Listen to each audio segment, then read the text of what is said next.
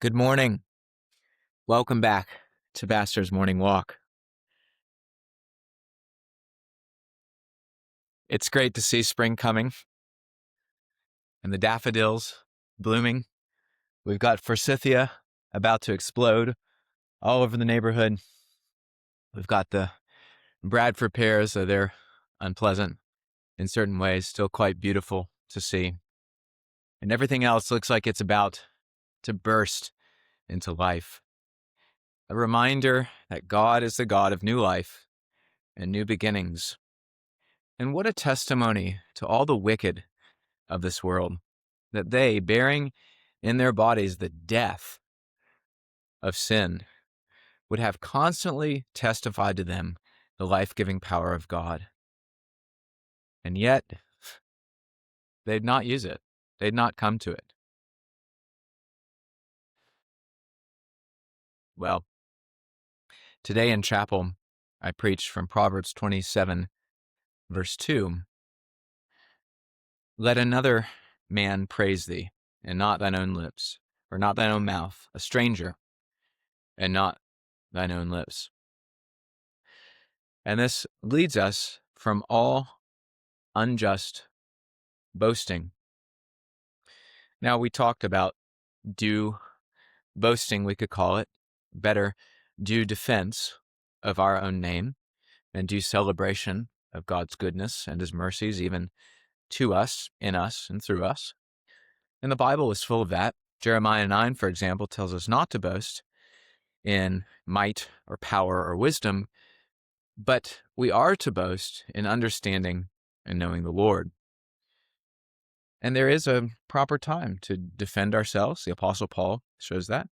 Even after he, in Galatians 1:10, insists that he doesn't please man, but pleases God. And if he did please man, he'd not be a servant of Christ. He goes on then to defend himself, to defend his apostolic ministry, especially against the Judaizers who would oppose it. And when there is a matter of righteousness, of God's name, of the good of others, of our office, then there is a necessary time to defend ourselves, and that can involve what we call a praise of ourselves. But there is much that is sinful and wrong. If you're interested in listening to the sermon, I gave 7 forms, and just to name a few of them. One is boasting ourselves over and against God. And that's especially shown in the example of Nebuchadnezzar, who, though warned by his dream that God would judge him, nonetheless boasted in his might by which he built Babylon. And God sent him to the field to eat grass like an ox.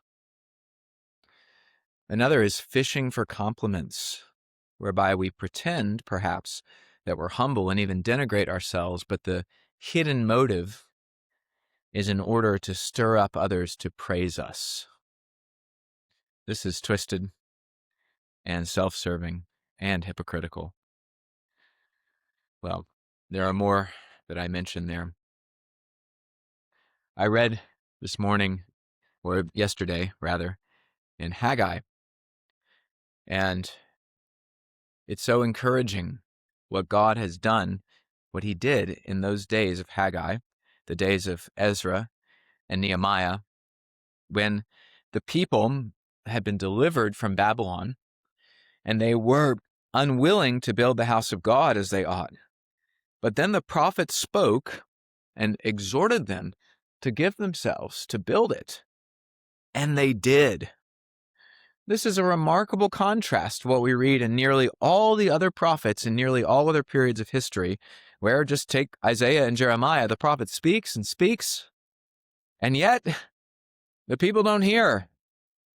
And in fact, they often do precisely the opposite of what they're told, and sometimes even just to spite the prophet. This should encourage you. You who are ministers, prophets of our day, who constantly preach, I hope, as is your duty, against sin and for righteousness, that God is able to give fruit. It seems we do live in a day like that of Isaiah and Jeremiah, in which the people are condemned not to hear as a just punishment upon their sin. But that is not every day. There is a day, and I think we can have good hope, there is a day coming in which God, even in a small remnant, such as was in the days of Ezra and Nehemiah, will make them able and willing to hear the word of God. He promises this in Isaiah 55, that his word will not return void. Now, it doesn't return void when it hardens hearts, and we should submit to his will in that. But I believe that for Christ's glory, there will be a great response to the word of God. And when we labor and pray for revival amongst our people and in all the peoples of this world, we do not labor and pray in vain. We may have to wait long, and it may be something that we don't see with our own eyes. But that should not discourage us from using the means toward that end, the zealous preaching of the word of God and praying, thy kingdom come. So don't lose heart, Christian. God is able to make the word effectual and to bring us the Reformation for which we long. May he bless you today.